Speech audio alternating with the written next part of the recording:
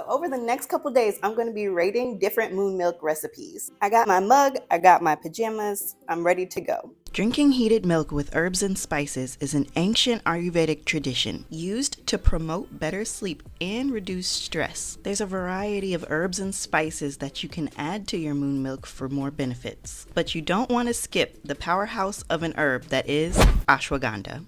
Ashwagandha is an herb with inflammation-reducing effects. Anything that I can do to reduce inflammation is a win in my book. But here's the thing. The name originates from the Sanskrit terms horse and smell, because of the root having a vague horse-like scent, which I can confirm is true. It definitely has a faint smell of hay, which is why I'm rating these recipes so that we can have the best moon milk and the best sleep of our lives.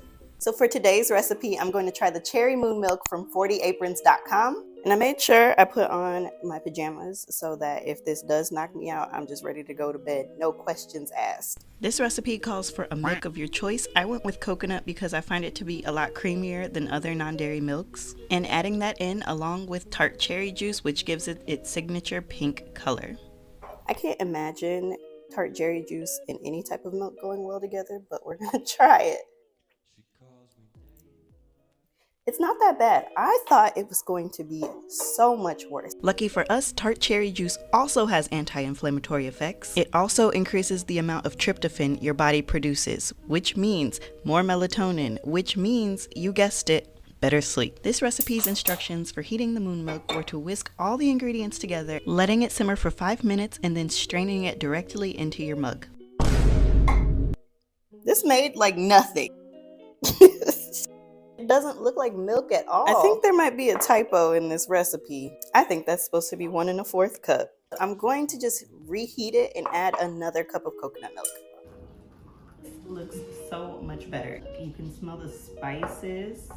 I topped it with edible rose petals, which do add a boost of vitamin C, although they don't really taste like anything. That's surprisingly good. I thought the cherry was definitely going to overwhelm the milk and it wasn't going to taste anything like moon milk at all. But the spices are still there and you can taste the cherry still. I was scared. I'm not like a cherry person. Yeah, the rose petals are definitely not meant to be eaten. They're more just to be cute. The combination of cherry juice and spices counteracted the ashwagandha taste very well. Overall, I would give this one a 9.1. I think it tastes good. So today's moon milk recipe is called blue moon milk. And I'm really excited about this one because I've never tried butterfly pea flour before. So I'm excited to see how it tastes and how blue it actually makes this moon milk. This recipe is from mommypotamus.com and it doesn't have too many ingredients. The main thing that I noticed in this recipe is that it has coconut oil.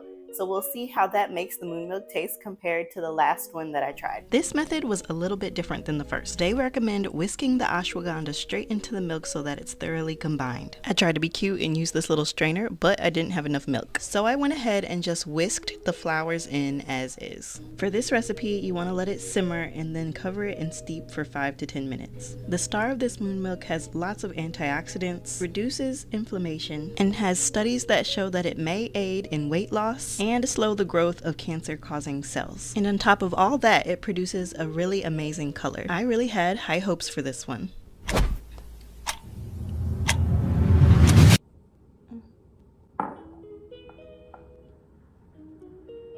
It's blue and it's cute, but that's it. I don't know. It needs more spices, I think. It's like warm and nice, but I mostly taste coconut milk. Unfortunately, this recipe was not it. I had to give it a 4.5. I don't know. It's missing something. I gave mommypotamus.com a chance to redeem themselves with this chai moon milk. This one's got a lot of spices, so the flavor should be there. In this recipe, the emphasis is on the multitude of spices that each have a benefit of their own. Of course, you can use a pre-prepared chai mix, but adding the spices individually gives you full control over the flavor of your moon milk. And then you want to whisk all of these spices along with your ashwagandha root into your milk. Something that's different about this moon milk recipe than the others is that it includes chamomile tea. And with chamomile being another herb that promotes better sleep, combining it with ashwagandha means you might as well pour your cup and get straight into the bed. This moon milk is prepared just like they recommend the last one, covering it for 5 to 10 minutes and then straining it into your mug with a sweetener of your choice and a little bit of coconut oil. Make sure you remove your tea bags first before straining it, or it will make a really big mess. And then top it with some cinnamon or drown it like I did, and then garnish with a cinnamon stick.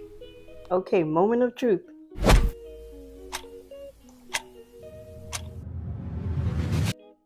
This is so much better.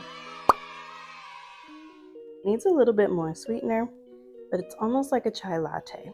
But you can definitely also still taste the chamomile tea, but it's a good balance. It's like the right kind of spice combination of something I would want to drink at night. I think if I was making this again, I would just skip the coconut oil because she said it was going to make it creamier, but really it's just kind of greasy. Good. I would give this one 8 out of 10. So today we're making the golden moon milk recipe from chalkandjuice.com. This moon milk today is a little bit different because it's made with maca instead of ashwagandha. Maca is a Peruvian root vegetable that grows high up in the Andes Mountains. Locals would consume up to 20 grams of it per day for various health reasons. It's best known for balancing hormones like the stress hormone cortisol, increasing libido, reducing blood pressure, and fighting the effects of aging. So the technique for this moon milk is a little bit different. It's not steeped like the other moon milk where we heated them up in the pan along with the ingredients and let it simmer. For this moon milk, we're going to add the milk to the pan and let that heat up and then add the ingredients after. I chose to use coconut milk again and let it heat on the stove until it came to a simmer. Then I turned off the heat and added a good quality turmeric to give it that signature yellow color. Turmeric is also a great spice that's full of antioxidants and fights inflammation. It's also known to improve memory, heart health, and reduce pain. One thing about coconut sugar though is that while it's like the closest in sweetness to sugar, sometimes you do need to add a little bit more to kind of get that same sweetness level. The optional step is 1 teaspoon of coconut cream or coconut oil, but I'm gonna skip that this time because the last couple of moon milks that called for coconut oil felt a little bit greasy. This is definitely a different way to make moon milk, but I kind of like it. It's quick. We get to the point. Wow, look at that color. Turmeric does stain, so be careful. Considering there's no ashwagandha in this recipe and no other herbs that are kind of left behind, I don't think we need to strain this one. I was wrong. Definitely strain it. So we're going to transfer this directly into the mug. That is such a gorgeous color. I think this one's giving the blue moon milk a run for its money.